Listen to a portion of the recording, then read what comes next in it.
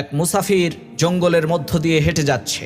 এমন সময় সে একটা সিংহকে রশি দিয়ে বাঁধা অবস্থায় দেখতে পেল। তখন সেই সিংহটা ওই মুসাফিরকে কাকুতি মিনতি করে বলতে লাগলো, ভাই মুসাফির, দয়া করে তুমি আমাকে মুক্ত করে দাও, তোমার এই উপকারের কথা আমি জীবনেও ভুলবো না। সিংহের এই কথায় মুসাফিরের মনে দয়া হলো, সে ওই সিংহটাকে মুক্ত করে দিল। সাথে সাথে সেই সিংহ ওই মুসাফিরের দিকে তাকিয়ে খুবই হিংস্র ভাবে গড়গড় করে গর্জন করে বলতে লাগলো, এখন আমি তোমাকে খেয়ে ফেলবো।